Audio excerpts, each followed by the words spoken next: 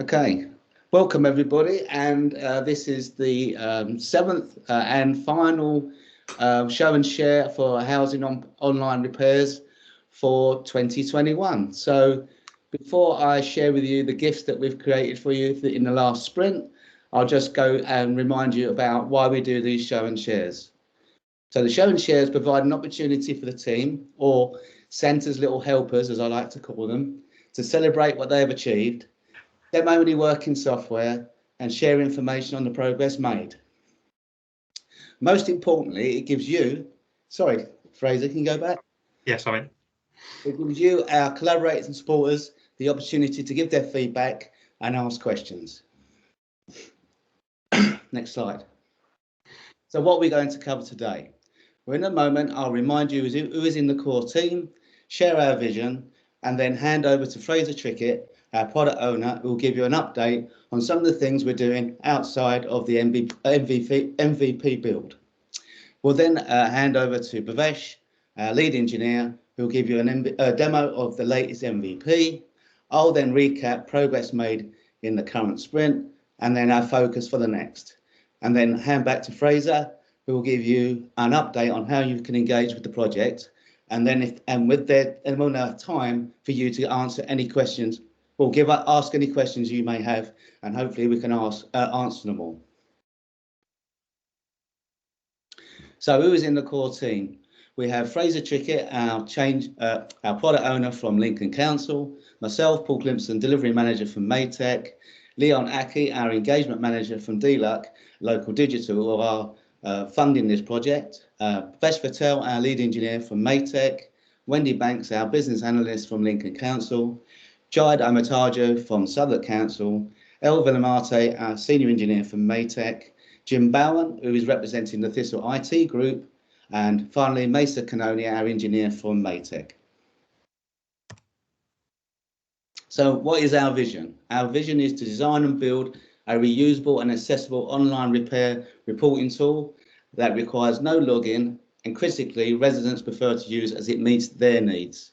A tool that is integratable with various scheduling systems through open, scalable and accessible APIs, and hopefully it will enable the tool to be adopted by local authorities across the UK. I'll now hand over to Fraser. Morning, everybody. So just wanted to give an update on some of the aspects that are perhaps influencing our project at the moment and the things that we're trying to do in the wider reach of the work. One of the things that we're trialling at Lincoln at the moment that's currently in pilot, mentioned it on the last show and share, is that we are looking to do repairs by area and planning scheduled repairs so that we can maximise efficiency in terms of the amount of areas that we have to drive around, etc. So in order for us to be able to respond to that for this project, what we've had to do is update our configuration within the DRS system. We've copied our live to test environment again, so we've got some fresher data in there, and we've now put into the implementation the actual configuration change that will give the technical team some real world test data to understand how the APIs will interact with potentially kind of long distance repairs now. So we've moved from 20 days to up to around 80 to 100 days potential in the future. So it's just thrown that kind of challenge card down as part of this project. But it's not stopping us. DRS have been working well with us, and we've got to that position now that we have a test environment that we can work with.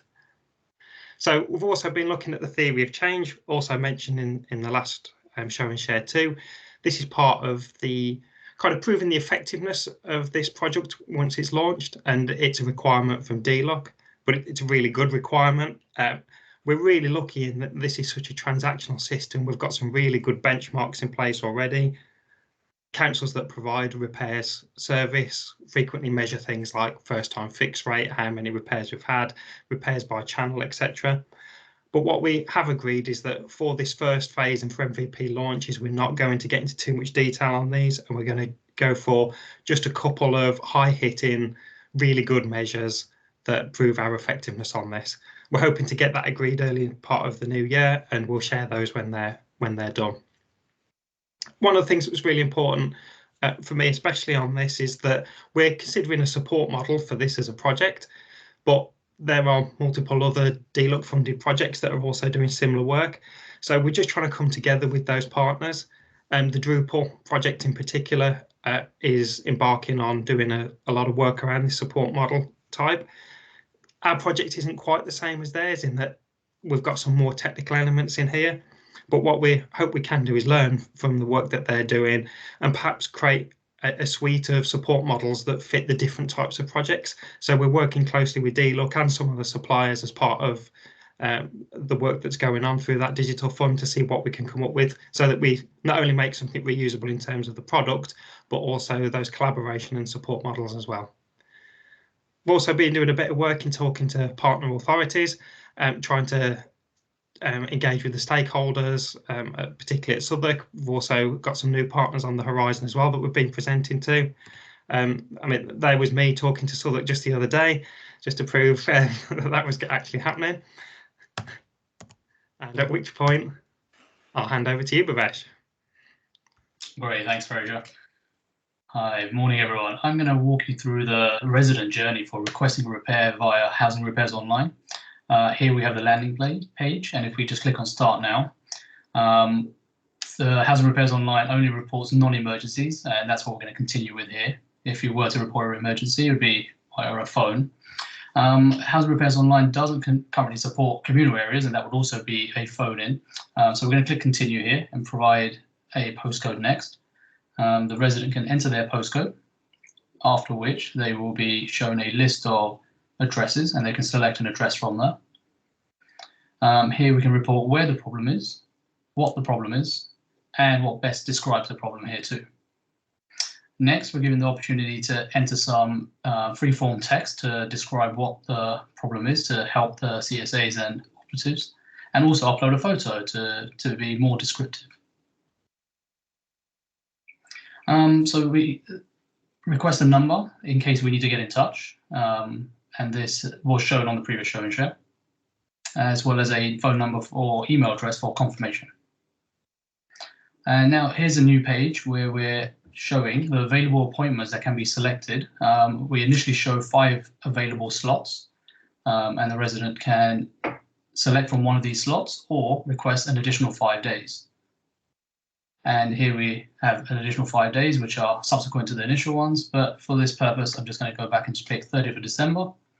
And we can now continue, and we're shown a request summary, which shows the personal details and the repair details that were entered during the journey, and appointment details at the bottom there too.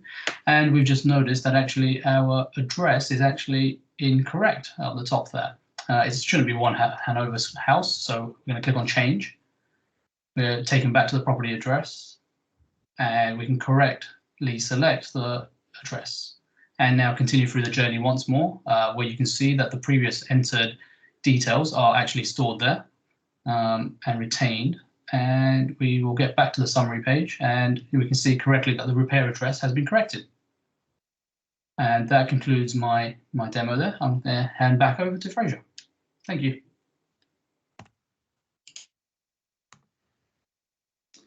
Thank you, Fraser. So a quick recap on progress made in the last sprint. As you've just seen from the MVP demo, we've added some new pages, the repair appointment page. Also, the resident gets a repair request summary, and also they get the opportunity to provide their contact details. We've also worked on improving our APIs, ensuring that only the appropriate data is returned to optimize performance. And we've also included a unique property reference in our new reference field for address lookups. As Fraser said, we've been continuing to have discussions around the support model, reviewing how common services are supported by other local authorities. We've also set up our test DRS system in readiness for testing in our next sprint. So our test system now is very prod-like in that it has production data and is configured to support the scheduled repairs by area. And finally, we reviewed the council amend repair wireframes that were created in the previous sprint as we start thinking about how we're going to extend the service pattern in the next phase. Next slide, please. So what will our focus be in that next sprint? Well, we'll continue to build new MVP pages, and we'll complete that end-to-end linear journey by adding a repair request confirmation page And also we'll be sending that confirmation to residents via either SMS or email. We'll perform a tech spike into how we're going to integrate with universal housing. As I said, we'll test the new DRS configuration, so that's scheduled repairs by area. We'll integrate our scheduling API with DRS, and that will give us the ability to query availability and schedule repair jobs. We'll continue discussions around the DLUT monitoring and evaluation, and we'll look to define metrics to measure the outcomes and impacts. And then finally, as we complete the MVP, we'll start planning for that MVP to go live around February next year. I'll now hand back to Fraser. Cheers, Paul. So, as always, my usual shout out to say, please get engaged with the project wherever you can. Share with partner authorities, anybody you think might be interested in this. We've got the blog that's updated every couple of weeks on here with our progress and also the recording of these show and shares, and also tagging out on the likes of LinkedIn, Twitter, etc., and our hashtag for those who repairs online. So yeah, please keep coming back, ask us any questions, reach out to us. You know, we're here to help promote this project as well. Which is our point to hand over to you guys to ask if there's any questions. Scott, I can see you've got your hand. Thank you. Yeah, no, that's great. Can I just ask? I may have missed it, but where does the picture go? I mean, I really love that function. You can upload a photo, but where does it end up? Just in the process, how does the picture go through from start to finish? I might hand over to Bhavesh in just a second on this one, Scott, but one of the things that we're kind of yet to really confirm is that flow of that. One thing we know for sure is that a confirmation email will be sent to, in Lincoln's case, customer services with the details of the repair in it, with that photo attached. But Bhavesh, I'm right in thinking that at the moment isn't going back into DRS at this stage, am I? Yeah, that's correct, Fraser. Just as a CSA confirmation email there.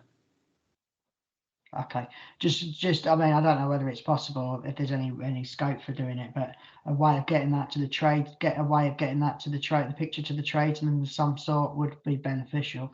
I'm thinking, just looking at that kitchen cabinet example you uploaded, we have various different types of kitchen cabinets, so it would help the tradesman a great deal if he could see a picture of the product before he goes, so he gets the right color, etc.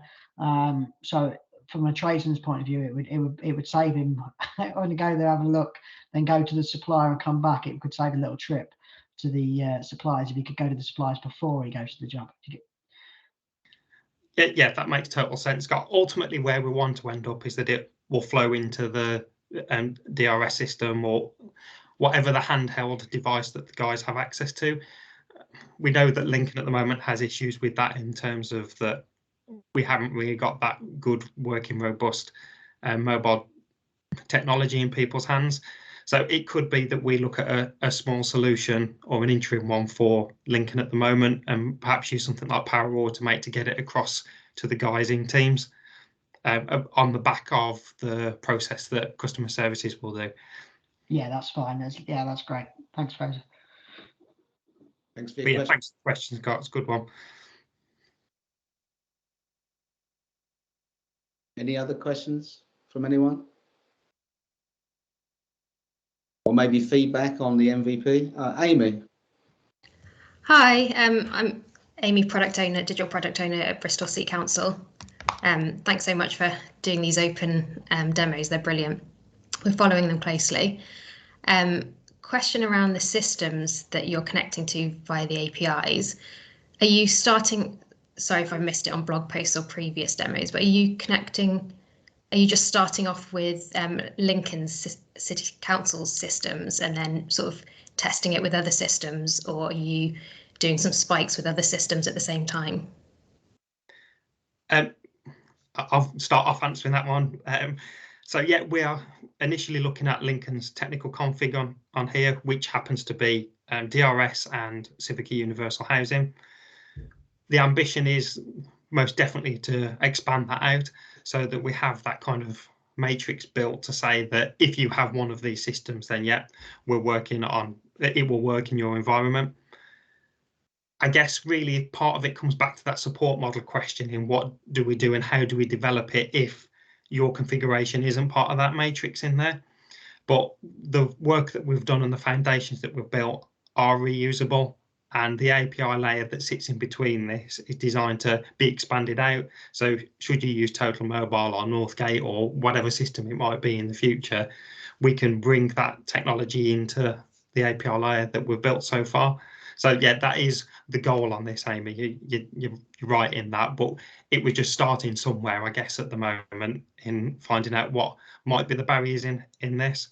But as we start to work with partner councils, we'd really like to understand those different technical setups that people have got in the marketplace at the moment. So the ambition is that we do want to build those out, most definitely. Brilliant, thank you. I'm sure we'll be in touch through the online form, but yeah, thank you again. Thank you, Amy. Cheers, Amy.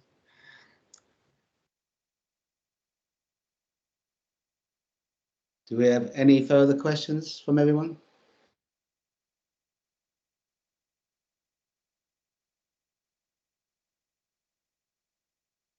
You can either enter them in the chat or unmute yourself and ask them to the team. Doesn't look like we have any further questions. So on that note then, thank you everyone for attending, and we'll see you again in 2022 in first 2 weeks of January. Have happy holidays, everybody. Bye. Cheers, everyone. Bye-bye. Thanks, guys. Happy Christmas. Happy Christmas. Thanks.